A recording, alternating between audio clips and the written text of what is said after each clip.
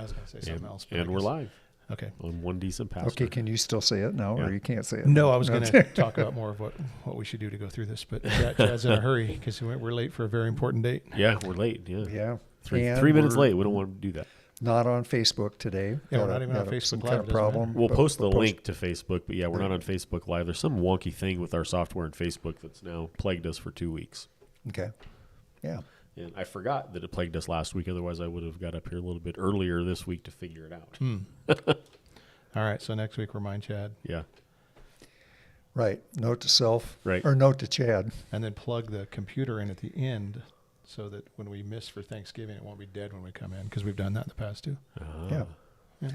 All right. Well, So where you we'll been? have a podcast next week. It'll be but the following week. Correct. Right. That's what I'm getting at. So where have you been? Went to Idaho to see my family. So back in the saddle. So yeah. Okay. Glad you're back. Yeah. Wasn't one of those trips you really want to go do, but my dad's not doing well, and so had to go and see him. And yeah, that's all I'm going to say about that for now, because I don't want to cry on the podcast. And that's okay. Well, I mean, it would shock everybody to see you cry. I know. Yes, some, of It's it's just never outside happened the before. fan. No. some of the podcast people haven't seen it. So Oh, really? probably. I don't Well, know. it's about time for him to get exposed to it, right? Yeah. Anyway, Brent just has a super soft heart, and that's okay. I mean, that's good, right? Yeah. So what else? What's new with you, Chad? I was just gonna say real quick, we're missing David because he's under the weather today, so his chair is empty. Oh, You'll is notice that for, what's for our going faithful on? viewers. Okay, I just now noticed. Yeah. Oh, David's gone. Yeah. So he's hopefully tuning in from home. Yeah, nothing new with me. Just work's been real busy these days. We're in budget season at my day job, and so I've been kind of neck deep in spreadsheets for a few weeks now. Is that a happy place for you? I don't mind it. Yeah. I wouldn't say it's a happy place, but I like spreadsheets. I'm a nerd that Yeah. way, Okay, that's kind of so I really don't mind it at all. yeah. I had a spreadsheet that had a wonky formula on it, and I couldn't figure it out, and I lost sleep over it. And That is kind of nerdy. I went when through you start a losing weekend. sleep over a spreadsheet, or through a weekend, formula. and I'm just thinking, where is this wonky? I've checked everything and double checked and triple checked, and I couldn't find it. And then I just figured, I'm probably just too deep into it, that it's probably right in front of my face, and I just can't see it. I'm missing the tree for the forest. Uh-huh. And so then I asked one of my coworkers, hey, could you take a look at this? And took about 2 minutes. Oh yeah, it's right there. There you go. After my weekend of no sleep over this stupid formula. Yeah. Well, like I said, if you're losing sleep over a formula on a spreadsheet, that's borderline nerdy anyway, right? Yeah. Well, I don't hide my nerdiness all that well. So I like spreadsheets too, but you'd never know by looking at me. I'm just kidding. Right. I'll bet. yeah. Well, anyway, so What's David new with is. you? Let's see. So, what is new with me? Preached in Redna last week. Yeah. Let's see, Bible? Grace Bible up there. Great church, very door-esque, really. I didn't get to see their pastor. Of course, he was out of town, but a really neat congregation full of young families. And I think I mentioned to you guys before that they seem to be very culturally aware of what's going on, where God's put them and all of that, and trying to, contour to what extent they can, in every way they can to reach that community. And so it's really neat. They're meeting in a high school at Ridgeview High School, in the foyer of the gigantic foyer in high schools. Now, we didn't used to have that, but they've got, this thing is like Taj Mahal, right? And so they meet in there, and there was, I don't know, maybe about 150 souls. So yeah, it was good. Good time to be there. Cool. Yeah, it was fun to meet those guys. It's neat when you kind of find kindred spirits and other pastors, the way they're doing church and the way they think about it. We had them, two of the guys on. One's not there now. He went to Portland. But their values and distinctives that they have on their website, when I went through and read it, they were written better than we would have written them, but it was the same thing as we would have said. And I thought, oh, wow, that's pretty cool. Yeah. So Yeah, good group. Yeah. Well, are we ready to launch? Let's do it. Okay, so this morning we're on, for One Decent Pastor, we're on the Religion Business Part 2. So I want to start by apologizing for last week. I said that I would give the listeners how they could access these podcasts we're discussing. And so if I forget to do that today and I have to leave at 10:55 for some kids' Bible class business, you guys will be sure and do that. Just All right. give the names of the podcasts so that people can find them. So what we were talking about in review was the Sean Ryan Show with the Nathan Apfel interview. That's the name of the podcast. Yeah, you just said it. So- there you go. I did. Okay, so there you go. So Um, we'll give it. You guys will faithfully give it again at the end, right? Sure. Sure. So who are Sean Ryan and Nathan Apfel? Again, just for those maybe that weren't listening last week, and just kind of get us up to speed. Who are Yeah. these guys? Sean Ryan's a former Navy SEAL, turned podcaster, and he does these really long, Turned Christian. Yeah, and new Christian. Yeah. And does podcasts, and not necessarily faith based. Sometimes they are, but he kind of Right. covers a wide variety of topics on his podcast. Mm-hmm. So he has these guests on for kind of long interviews. And Are they all like 2.5, 3 hours? I think Pretty so. long. Oh, It's kind of like okay. the Rogan format where Oh, okay. they're long. Long form. Honestly, the only two podcasts of his that I've listened to are the ones The two that we're we're talking discussing. about. Yeah, me okay. too. I've known of him for a long time and have seen some of his podcasts, but these are the only two that I've actually listened to. This would be a Right. good time for a disclaimer that we're not recommending these podcasts. Yeah, we Yeah, don't that's really know probably what true. the other episodes are about. Because when he has guests on, even the one that we watched, there was some language in it and stuff like that. So always watch these at your own risk. Sure. If you're sensitive to that kind of stuff, you might not want to tune in Yeah. and check it out. But Right. they weren't. It wasn't horrible. I don't recall. But no, The interesting thing about him is that he is it's a very conversational podcast, but he admits at the outset that he is just a baby Christian, right? just Yeah, a he's still learning, brand new, as we and all still are. learning, right? And so, but that provides an interesting dynamic for us. So that's an interesting dynamic that would be with Nathan Apfel. So who is Nathan Apfel? The guy that he's Yeah. interviewing. Who is this guy? What do we know about him? He's an investigative journalist who has this expose. I don't know if that's his word, but an expose on, I think, primarily mega churches. But when you watch the Sean Ryan podcast, it seemed like he was kind of speaking about all churches. That part wasn't super clear, but the religion business is his. I don't know how many episodes it is, but a number, like a docu-series maybe, Right. on some of the inherent problems with mega churches and churches being run like businesses. Right. He's a filmmaker, right? Yeah. Yeah. So this podcast on Sean Ryan Show was about the series that you're talking about, which is about it's called The Religion Business, which is kind of self-explanatory. So what's the main subject, would you guys say, to just kind of help us get our oars in the water about what's the main subjects that they talked about on this podcast? I would say some of the corruption that exists within the church, which is a real thing. And so because basically because there's some corruption here and there, this guy's formed some opinions. This podcast got recommended to us by several people kind of in a short period of time, and that's partly why we tuned Yep. into it. And it is the same kinds of things that bother us about church is the things that they talked about, but kind of maybe went a little further than we might have with all of it. So Sure. I think we all agree that there's maybe not a solid ecclesiology that's present with That's with interesting. Apfel. And ecclesiology Yeah. is what? A study of the church, so Okay. not a grounding on Okay. what the church is and should be, and God's love for the church. Right, the Mhm. Bible tells us that Christ gave His life for the church, Mm-hmm. and so, like Brent said, while we would agree that on the problems that are pointed out, maybe the solutions is where we would depart ways, and I think that has to do with the lack of ecclesiology, solid ecclesiology. Okay. Well, let's go to biblical ecclesiology for sure. So we're just going to quickly go over a couple of statements we did last week to kind of get us in the same stream, because we'll press on further. So if you guys want to comment on about this, just quickly, then we can move on. One of the statements that Nathan Apfel made on this podcast is, quote, "Because the church deals with money, it is a business." And the question that I have is there a distinction between having some involvement with something and having that thing become your identity?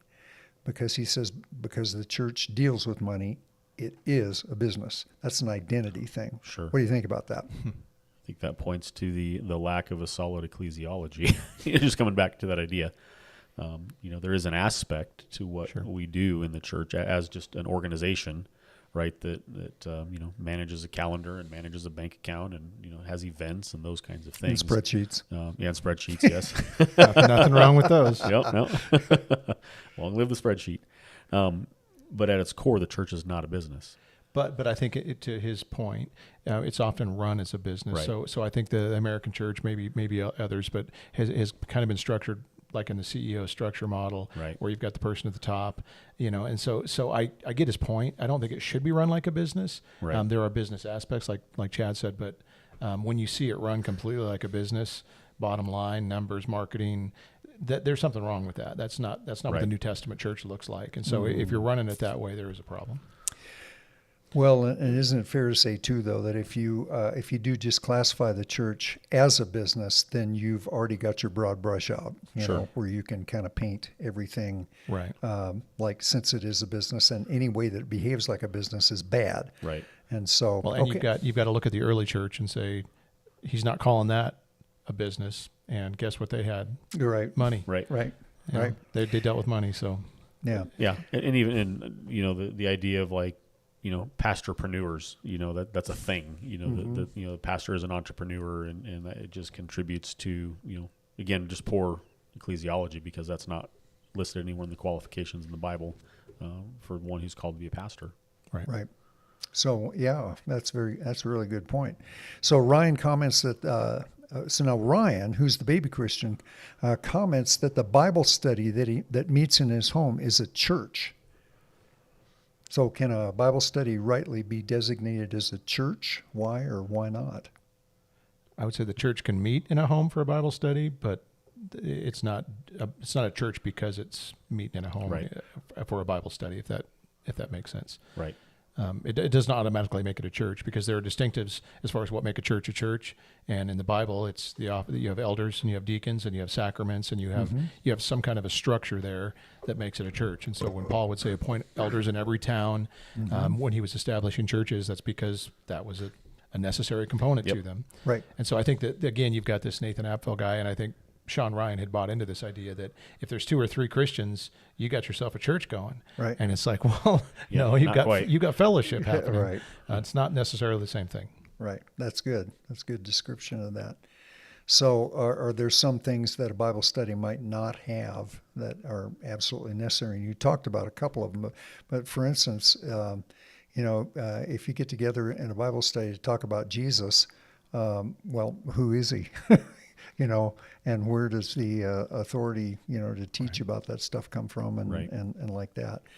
So, or if it comes to a matter of correcting and shepherding and things like that, there has to be ecclesiastical authority Yep. installed for those things to happen. Otherwise, they don't. But it's kind of like the idea here is that if you just skinny down and simplify enough, then you get the real church, right? Yeah. Right. And that ain't necessarily so. Okay. So you already talked about this, Brent. Nathan continues, quote, "Where 2 or more are gathered together, the rest is tradition." Now, aside from the misappropriation of that Matthew 18 context, which is what, Brent? You've talked Well, about it's this church before. discipline is the context of it, and they're saying establish this whatever this claim is with 2 or 3 witnesses, and Yep. if you've got 2 or 3 people that agree on this thing, I'm with you in this. I got your back. Is kind of what's being said there. It has nothing to do with, for the Lord to be with us in a meaningful way. You got to have 2 or 3 gathered. That's the Right. way everybody takes it, and I don't know how it got there, but that's it. Well, and so from that, aside from that, a misappropriation of that Matthew 18 context that you just talked about, Nathan Apfel seems to dismiss much of church life as artificial or even worse, superficial. And he said anything kind of beyond that is tradition. Yeah, that's not even biblical. And this is one of my issues with him, is that he seems to pay attention to what we would call the red letters of the New Testament. So he looks at the Gospels and the words of Jesus, and he seems to give weight to those. He seems to ignore all the black letters. And the problem is that they're all red letters. Right. If it's God-breathed, you've got to pay attention to all of those things. And you see structure in churches meeting, and you see more than 2 or 3 gathered in these places. And it's like, there's not really a leg to stand on with a lot of where he's coming from. Right. Agreed. Okay. So it sounds like from the way that he put that, the rest is tradition, which is if you could just lop that off, then again, skinny down, simplify, and then you've got the real church. So are all traditions in churches bad? Well, that's what I was just going to say, is that not all traditions are bad. Some traditions Good. I was just about to ask that quite good, question. right? Traditions can, like anything, you can get things to an unhealthy level. If you're just holding on to a tradition that just needs to die, but in and of themselves, no, nothing wrong with traditions. Well, even the fact that as a church, as the pastors at the door, we've been going back to the traditions of the church and finding great meaning in the creeds and confessions and the kind of, we're standing on the shoulders of a lot of good doctrine throughout the years. And so there's this idea that if it's new, it's not true. And if it's true, it's not new. And so the idea that tradition, there's a safety. It doesn't mean you can rely on it. It's not, thus saith the Lord. It has its proper place. But there is safety in tradition. And there's even a call back to it right now by a lot of young Christians that are kind of going back to some of the more Roman Catholic and Orthodox and Anglican, and, because they're looking for something that's got some grounding underneath it. And so I like that idea of tradition much more than I did for a while there. Yeah. So, okay, good. I appreciate those answers about traditions, because they're not all bad. And by getting rid and by saying that everything beyond 2 or 3 getting together is tradition, is just a colossal overstatement. Right. And it paints traditions in an unfairly bad way. So concerning pastors' pay, he goes on to say, I don't think anyone can take money throughout their career and not be eaten by the system. No one can get away from the corruption, is what he said. And he goes on to say, congregants are all religious consumers. So when he says anyone, I don't think anyone, no one can get away from the corruption. Congregants are all religious consumers. That sounds like kind of a broad brush again. What would you say to that? Pretty broad and pretty bold statements. I mean, there's a lot of folly in statements where you make exclusive statements like that. Are there dangers of buying into the corruption? Once you start to pay somebody in ministry, there's always that idea, now we own you now, and now you have to do everything. And when we say jump, you have to say how high. I mean, there's this kind of an idea, and then you've got the other side where pastors can all of a sudden go, wow, if I want to continue to make money and keep cashing these checks, I better not say anything that's going to turn these people away. And so you have all these things you've got to think about. But again, that doesn't mean every pastor out there is doing that, or that they're all making enough money to really, it's like, well, fire me. I don't care, whatever. You guys are hardly paying me anything. There's a lot of pastors out there that probably are working 2 jobs and pastoring. So the idea that if you make money, you bought into some kind of a corrupt system, and that you're going to become corrupt is just silly. Well, it seems to be the things that make the headlines are, the mega churches and the well-known, pastors that have a following. But I have to think that there are thousands upon thousands of just small churches out there that nobody's paying attention to, that aren't making headlines, that have pastors who are faithful, who have congregants that are faithful, who are faithfully proclaiming the gospel in their communities. And that's part of the struggle with this interview, is that the guy seems to just kind of throw the baby out with the bathwater. Yeah. And so to Brent's point, is there corruption out there? Sure. And consumerism. Right, and consumerism, 100%. That's been a soapbox of mine for a long time. Absolutely. Is religious consumerism. It exists, but maybe not to the degree that we're led to believe. Well, and then the solution, that he offers is to skinny down, dumb down, simplify, make small, the 2 or 3 idea together. Yeah. The solution is also a broad brush with a kind of one size fits all. Yeah. Well, and again, at the end of the day, not even biblical solutions. Yeah, right, correct. Because the Bible allows pastors to get paid. There's times when Paul took pay, and there's times when it says give double honor to those who preach. And so you're already now doing something that's not only extra biblical but non-biblical. And then consumers, they weren't. You don't see a lot of that kind of. There was a lot of churches that had lots of people meeting, and they weren't all consumers. So I don't know. And I've said this before: if you misidentify the problem, you're going to also misidentify the solution. And the problem is not necessarily pastors taking pay or congregants who are consumers. Those are symptoms, I think. Again, going back to just poor ecclesiology. Yeah. And so when you're zeroing on the wrong problem, then you're never going to arrive at the right solution either. Yeah. Well, back in the day, the Baptists had a solution, kind of one size fits all, saying about this, and it went like about pastors' pay. It said, "Lord, we'll keep them poor, and you keep them humble." There you go. So anyway, whatever happened to that? So he says too, and I get this kind of notion that there is an antipathy because he sees Christians that are involved in churches and paints them with a broad brush, that there's almost kind of an antipathy about it. And it came out in this statement. He said he would rather be with druggies than with Christians who sing about the greatest things but secretly are POSs. Yeah. Yeah, I go if you have I just something. just bagging on the people that God loves. I mean, that's Yeah. that's not good. Again, Christ gave his life, for POSs, Right. and we ought to consider that. But I get kind of where he's coming from in a sense. Like he's I think zeroing in on authenticity. Yep. And there's something about being with kind of the worst of society, but at least they're authentic, and you kind of know what you're dealing with. Versus the church crowd is kind of known oftentimes for being hypocritical and inauthentic, and I think we would agree that that's a frustration as well, and it shouldn't be. But the answer isn't to say, well, screw those people. I'm just going to go hang out Right. with the druggies over here because at least they're authentic. Yeah. Right. And that's in a way, it was a little bit alarming to say that he would rather be with the one than the other. That the authenticity is a bigger bell to him than the fact that they're redeemed. Yeah. The Christians are redeemed. With all the struggles and everything else that we have. Yeah. Well, and again, I have to think that there are many churches out there that have authentic people sitting in the pews from week to week. Our church is one of them, I think. We just have a wonderful group in both of our locations of people that are authentic with one another and authentically love the Lord. And I have to believe that's more common again than we're led to believe it is. Mm-hmm. Yeah, you wonder about his church experience. You do. Yeah. Because whatever he's seen is creating this. And I've been in church experiences where I've seen that fakeness. Sure. And then you see them outside of church, then you see them in church, and you're going, whoa, and so I there is something there, but Right. to say that all churches are that way is ridiculous. Right. Well, or to say because of the failures of Christians that you don't want to meet with them kind of puts yourself Yeah.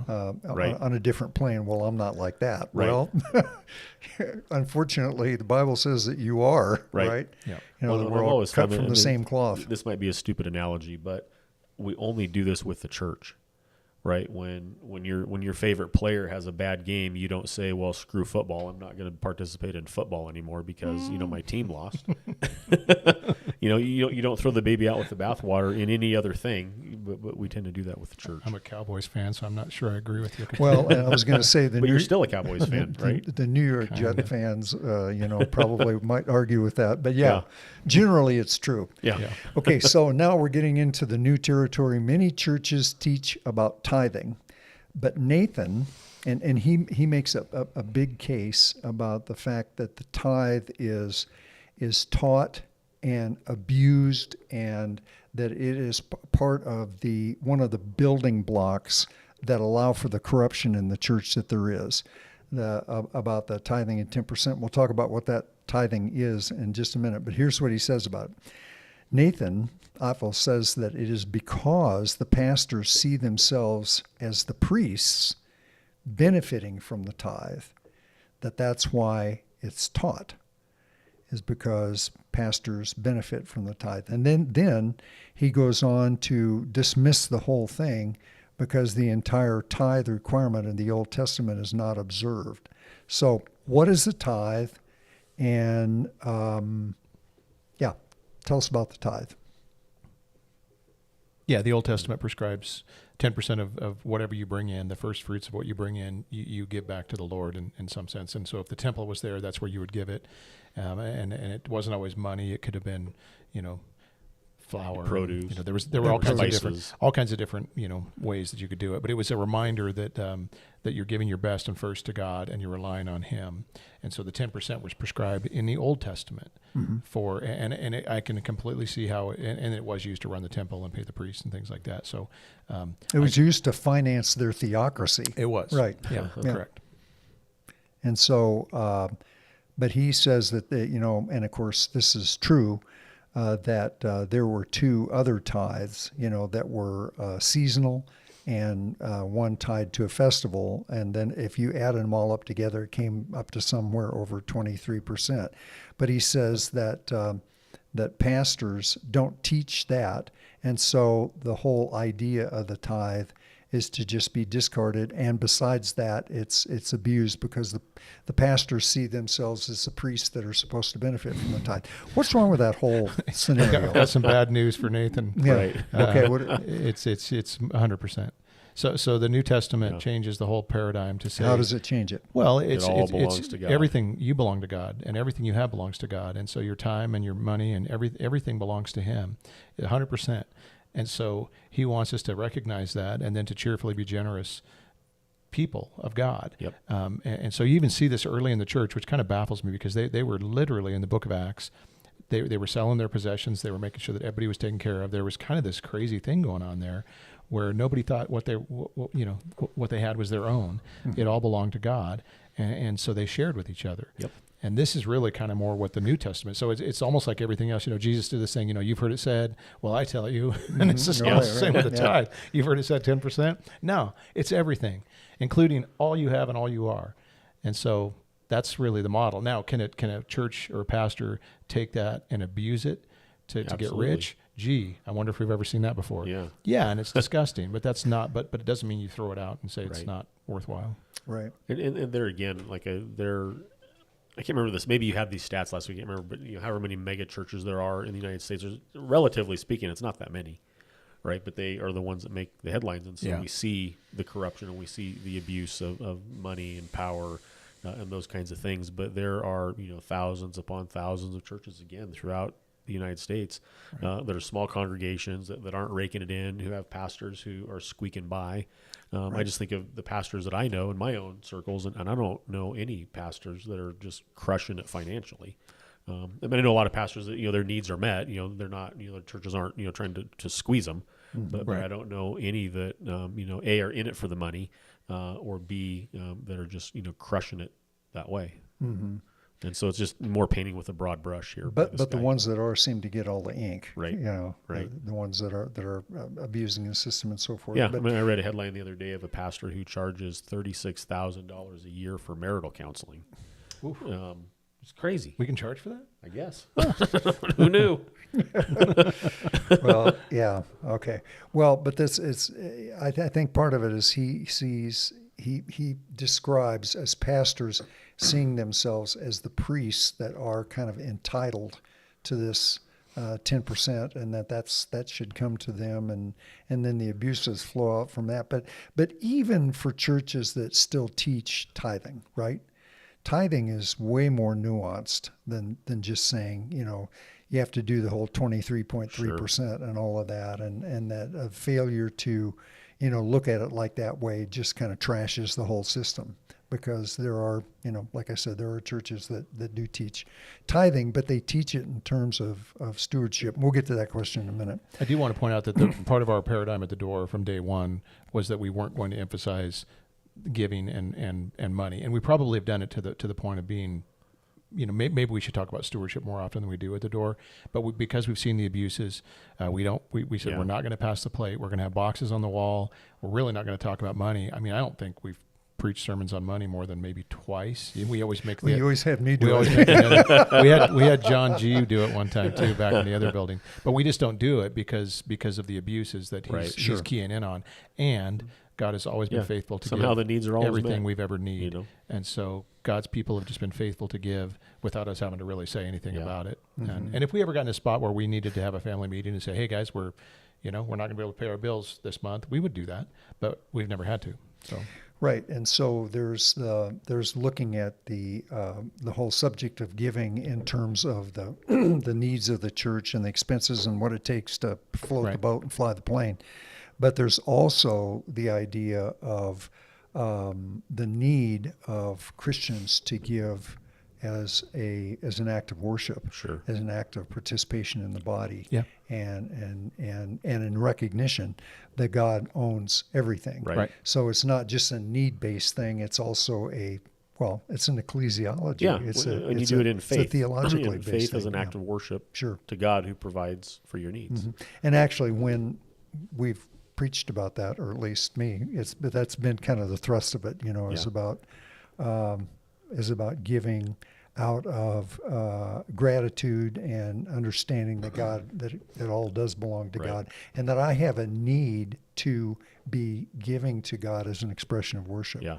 That's a big need. It's not Yeah, just about how much we have in the account at a time. I do want to say a couple quick things. One slightly off topic, but with your hard stop, we got about 20 minutes. So just wanted Okay, to thank you. give a clock update there. But also, one of the things that we value, here at the door is that we run pretty lean in terms of, Yep. our budget, our expenses, those kinds of things. There's not really any fluff in the budget. And kind of the bigger that a church gets, I think the harder it is to be lean. When you're a church of, 1,000 people or thousands of people, you do have a big machine that needs to be fed. We don't have, a giant building that has a lot of expenses that needs to be taken care of. We don't, just not a lot of fluff. And that's Staff, just, yeah. it's intentional on our part that we don't have a lot of kind of extra stuff like that in the budget. Because, with the growth of any organization, and even though a church is not primarily an organization, there are organizational aspects Right. to it that as it grows, it can become, just like as a business, it Right. can become bureaucratic. Well, we too. do need to be stewards of the things that we do have, right? God gave us a building. We need to steward it well and put money into it when it's necessary. But at the same time, we want to make sure, we're a very outward facing church. And so a lot of our money, goes out into the community and outreach and those kinds of things. We try to be generous with our building and generous with our funds when there's a need. Sure. And even, people within, one of the beauties of the church that Brent mentioned earlier, in Acts, they gave to one another as they had need. And we try to do that on a corporate level, that when, Yep. people that are part of us have a need, we try not to hesitate to meet needs when we're made aware of them. Yeah. So Nathan goes on to say that that in the U.S. we have, and I think in context he's comparing the modern church in America to the pre-Reformation Catholic Church. Okay, and he says that in the U.S. we have 400,000, which is the amount of churches. We have 400,000 mini Vaticans. Now, what do you think that he means by that? That's an interesting statement. Yeah, I mean, I'm not even sure what he means by it, because I think it's a ridiculous statement. But when you look at mega churches and how they're kind of these autonomous, no accountability, get to do what they want, lots of money, I think that's where he's going with it. But 400,000, I don't know where he's even coming up with that idea or what he means. There's by number it. of churches. Yeah, but that's But not. mini Vaticans, that's an interesting claim. Yeah, Well, at the Vatican, there is one person at the top. Right. No and, accountability. Everything goes that way. Yeah, there's no accountability, and it makes the that kind of setup makes it ripe for abuse, Sure. right? Agreed. And he's saying that that there's 400,000 of these things in the United States, and they're all, again, mini Vaticans, all corrupt. broad brush, all Yeah. corrupt, and so forth. So he said that his purpose was to encourage our faith and encourage generosity. And at the outset of the podcast, do you think that he accomplished that? Why or why not? I don't. Again, we would agree largely on some of the problems that he's pointing out, just not on the solutions. And like I didn't find it to be redemptive, if I could use that word. A more redemptive approach might be to say, here are the problems, but here's, where God can redeem and God's people can participate in redemption, rather than just saying, screw it all. A and pox on all your houses. Right. Yeah. Right. Yeah. Yeah, I would say he did the opposite. So I would say he probably discouraged faith in the church. So he basically made people don't trust this in any way and don't give to it in any way. Well, yeah, I was going to say, Yeah. I don't know how that stimulates Yeah. generosity to say that it's all going down the tubes Right. and it's all corrupt. But so that we don't paint with the same broad brush that we're saying that Nathan Apfel has, we do want to acknowledge that some of the points that he brought up, or at least some of the areas that he brought up, are very valid, Sure. right? Well, for sure. I mean, and that's part of why that's why it resonated with some of the people that recommended it to us. And David said he was convicted by some of it. We are too, but I don't know if it kind of made me feel better about what we're doing when I kind of heard some of the criticisms. It didn't make me feel like, oh no, what are we doing? It was kind of more of a like, Yeah. oh, thank you that we're not guilty of these things. If he came to the door, I don't think he would have a smoking gun ready to go here. So. And we've tried. I mean, we value accountability, and so we've intentionally, tried to put things in place, for accountability because we see things like this, and we don't want to become that. And I don't think, and I don't know about this, but I'll just say anyway. I don't think a lot of the mega church pastors that we see and that we're kind of picking out on these kinds of things probably didn't start off saying I'm going to build this huge thing and I'm going to sit atop my throne. Right. Maybe some of them did, right? Right. But a lot of them probably didn't. And for whatever reason, their thing grew and it got big and they got attention and became somebody in the world and somebody of notoriety. And here they are. Right. And so I don't think a lot of them started out by saying, I'm going to build this thing and I'm going to benefit from it and be corrupt. And that's to his comment. He says no one escapes the corruption. Yeah. And so there again is that broad brush because it does definitely happen sometimes for sure, right? Sure. If we're going to wrap up in 10 minutes, Yep. you need to I'm moving. cherry pick what you're going to go through and what Okay. you're not, because All right. we're not getting through the end. All right. I mean, So- just saying. So after this podcast that may have unduly influenced the largely negative, unbalanced criticisms of the local church by Nathan Apfel, after that, shortly, it might have even been the next week, I don't know, there was another podcast on the Sean Ryan Show featuring an Armenian Christian fellow by the name of Ruslan KD. Not to be confused with Arminian. Yeah. He's from Armenia. Yeah. Yeah, right. Just want to clarify. All right. He might be He's Arminian. from I don't know. Armenia. I don't think he's a Okay, Calvinist that's either, it. but Yeah. A Russian subset. Okay, the country, the Yeah. geography. Yes. Armenian Christian with an obvious love and appreciation for the local church. And so, 1 week he has Nathan Apfel, the next week he has Ruslan KD. So, what do we know about Ruslan KD and his story, real quick? He's a hip hop artist. He's a podcaster. That's about all I know. well, he's got a pretty popular YouTube channel where he talks about a lot of Christian things, has interviews. Kind of one of these guys that's always looking for a hot take. And so I haven't loved his YouTube channel a ton, but I found a new appreciation for him when he came on this Yeah, because he very basically much. went through and talked about his history. And he grew up kind of in a communist country, saw a lot of corrupt things in the church, got involved in gang stuff, really became an atheist because he hated the church and he hated what was going on in the country he was from, and then God got a hold of his heart, and I think he was on a cleanup crew, some kind of doing community service with some lady that kept sharing the gospel with him, and he saw something different in her, and then he becomes a Christian, and so he kind of went, when he saw the Sean Ryan podcast, I don't know who reached out to who, but he went, wait a sec. He saw somebody basically attacking the church, and he went, no, the church meant a lot to me, and it probably saved my life. And He says that much. I mean, yeah, and And if that one was redemptive. yeah, if it wasn't Right. for the church, he kind of went to bat for the church, and I loved that. I loved that he stepped up, and I was super impressed with, how he, his attitude, his knowledge, and the way he approached it. It was very helpful, Yeah, I agree. and it kind of undid some of the stuff that the other guy.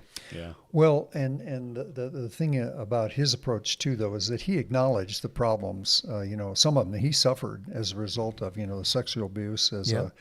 a child, the abuse by one of his leaders, and also, I mean, something that I think that just really crushes a lot of people. He had it had come out that he had suffered sexual abuse at the hands of some people that were under the control of the church.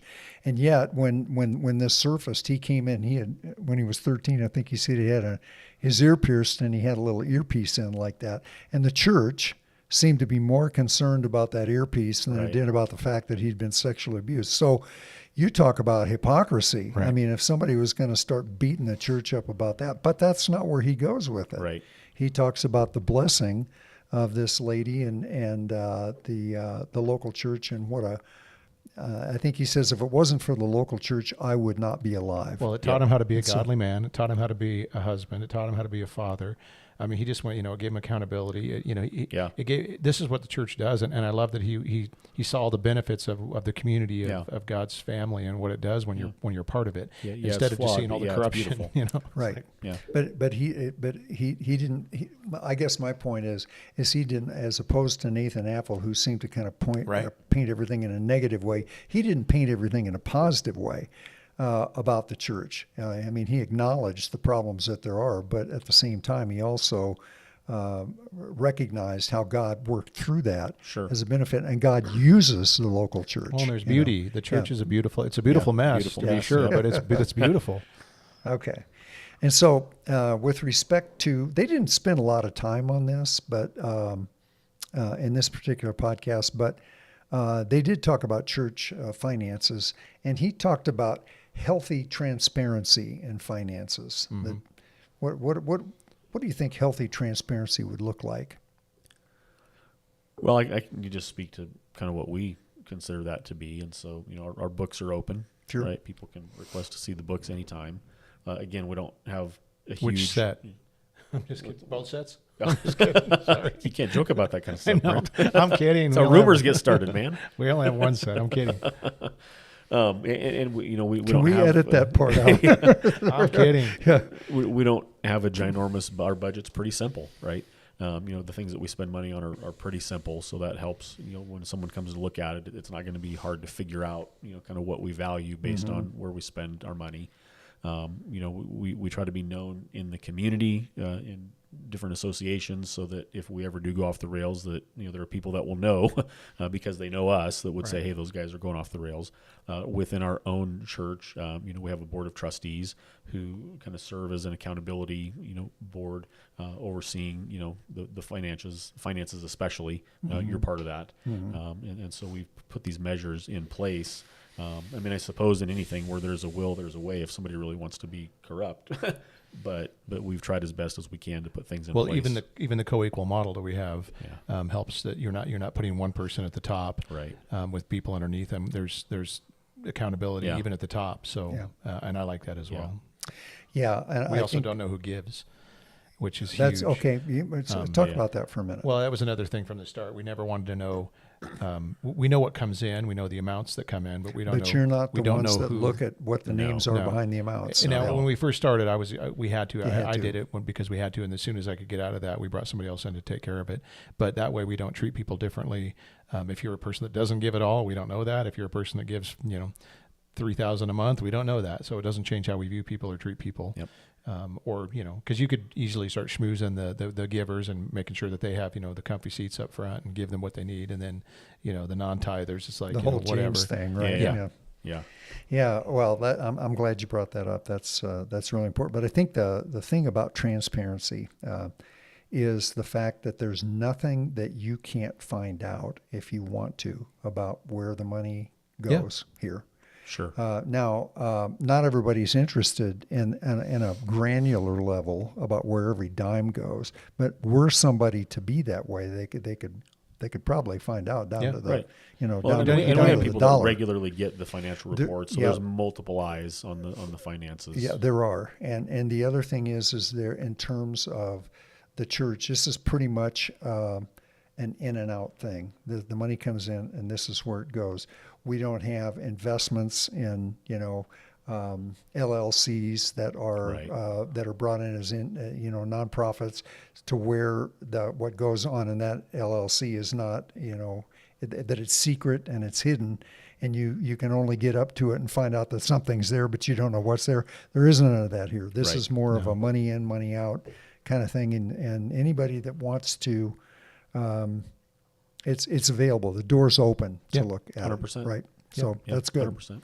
Okay, so just talking about this whole thing from 10,000 feet, it sounds like, and you mentioned this earlier on, Brent, that Nathan Apple at least considers that fleecing the church is just something that's happened in the last 500 years.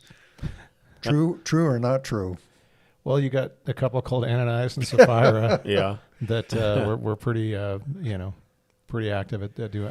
Yeah. It's always been there, and it always will be. And it from the beginning of time, you're going to find that if you can step on somebody else to gain, you will. And so it's nothing new. It's always Right. been there. It always will be. And I would say just, be watching for it for sure. And if you see it, if anybody ever saw us doing anything that looks suspect in that regard, I would expect them to bring it up, and to confront us with it. Yeah. So it is not new, No. and it's been going on in the church, and God warns in Jude and 2 Peter about one of the things about false teachers is that they're greedy. Yeah. And that they mislead and all that kind of stuff. So, if there's transparency, well, first of all, you're going to often see something like that surface when what people are teaching and preaching about the Bible doesn't conform with the Bible, right? And that the greed kind of comes along hand in hand with that. So, but in what general ways can Nathan's work benefit the church? I mean, just that we're aware of the problems, because I think there are some people that maybe would stick their head in the sand, right? And we do this with our own political parties as well, and don't acknowledge the problems on our side, but acknowledge all the problems on the other side.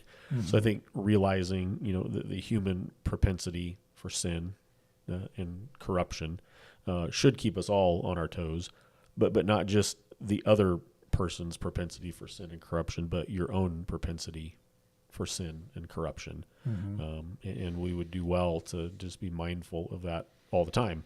And then, like what we've done, to put measures into place as much as possible to prevent against that.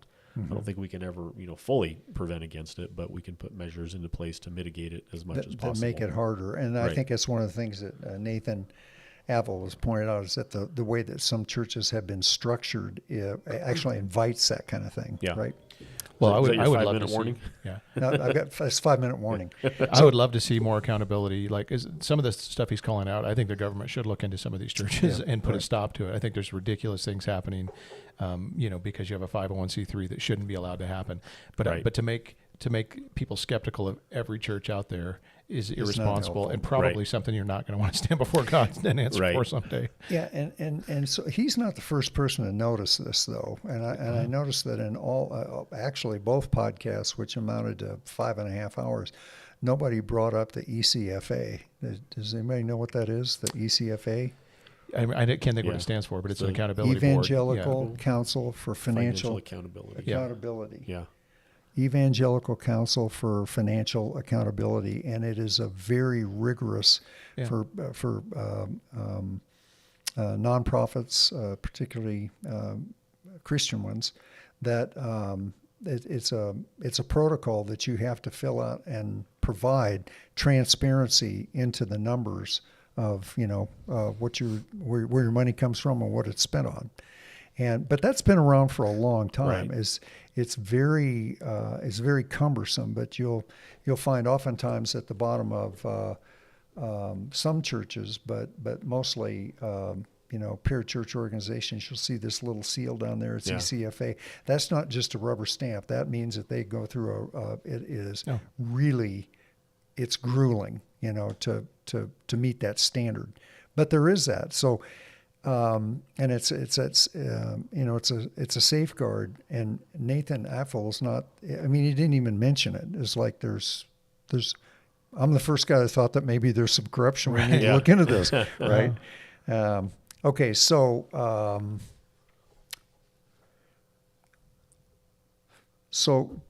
just taking Rosalind KD's approach to the local church. And Nathan Avil's approach is that the church is a business. Do you think that it relies more on the vulnerability of the system to corruption or the condition of the heart? You spoke a little bit about that, Chad. Both. In other words, both and. Is it the money, or is it the love of it? Yes. I mean, it's the love of money and the love of power. And again, going back to just a poor ecclesiology as far as what should the church be and what should the church be about. Those should be our starting points in conversation. Right. But I'll say it again, at the end of the day, Christ gave his life for the church. And one pastor one time said that it's a shameful thing to come out against the thing that God loves the most. And it's the church. And I think we can have a couple reactions to these kinds of things. One, we can just bag it and walk away. and point fingers as an outsider. Maybe an outsider who used to be an insider, or as an insider, we can work, towards redemption for the thing that God loves the most. And I would say the Bible makes it clear what the qualifications of an elder are. And so if you have somebody who's hungry for power and hungry for money, they shouldn't be an elder. Right. And so if you've got churches where the pastor, whoever's at the top of that food chain, doesn't have any accountability and isn't really even known by the church, Yeah. you shouldn't go to that church. I mean, that's kind of like, we're part of the problem because we're not. There's people that are going to these churches, Right. and the pastor's driving a Learjet and all this kind of stuff. I mean, it's like we're partly responsible for this, the fact that it even exists. So Yeah. So what part does and I wanted to ask this question just real quick. What is the difference between giving and stewardship? And I mean that in particularly on the part of a churchgoer, a Christian. I had I think I've shared this story before. I had a guy one time who came to me and said, "Here, I want to give $200 towards the mission fund, so I don't have to go anywhere." and he just was very upfront about this. This is why I'm giving, is so I don't have to hop on a plane. He was just giving. He wasn't, stewarding anything. Here, God, here's $200. Don't send me to Africa. Right. Yeah. Right. yeah, I think stewardship Okay. carries the idea that everything belongs to God, and my time, my assets, my home, my hospitality, everything. And so being a good steward with what God's given you, it's kind of like the parable of the talents. It's really, I've given to whom much is given, much is expected. And so stewardship's a much broader thing than just the idea of, dropping something in the plate that as it comes by every time. And, I've done my part. No, everything belongs to God. Your whole life is His, and everything you do right now is for His glory and, to advance the mission of the church. Well, even think about, we had somebody not long ago or earlier this summer, who beautified the outside of the building without being asked to do it. He got caught, though. And he got caught, but wanted to remain anonymous, but still just kind of took upon himself to say, hey, I can do something to make the outside look a little better. Like that was stewardship. Yeah. Okay. And another aspect of that is really this is not just something for pastors and church leadership to be looking out for, these kinds of things that can develop, being transparent and yourselves being good stewards as those in charge of church finances and things like that.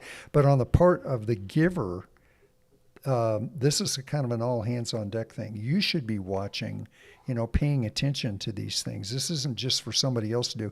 In other words, I just give my money and what happens behind the doors over there is no concern of mine whatsoever. Yes, it is, and you can see, some of these things develop and we all need to be aware of them as opposed to trying to sign it off on somebody else and just saying, well, I'm giving and I'm done with it, Yeah. So there is okay, so I got to take off, but I want to, thank you guys for this, for your comments on this. Hope it was helpful. Next week's ODP is going to be on how to get the most out of your Bible study with Herman Who. Do we know any, what? Horton Hears a Who? Here's the No, Who? Herman. Horton Hears a Who, Dr. Seuss? Oh. No, this is a different. Herman. This is Herman this is who? Herman Who, Herman and we Nudix. will invite. What's his last name? Nudix. Nudix. Herman Nudix. Okay, so we'll be spending some time on that next week. All right. All right. Okay, are we out? I think we're out. You want to pray? Well, I think he's got to go. I've gotta go. Thank you, Lord, for our time. Amen. Amen.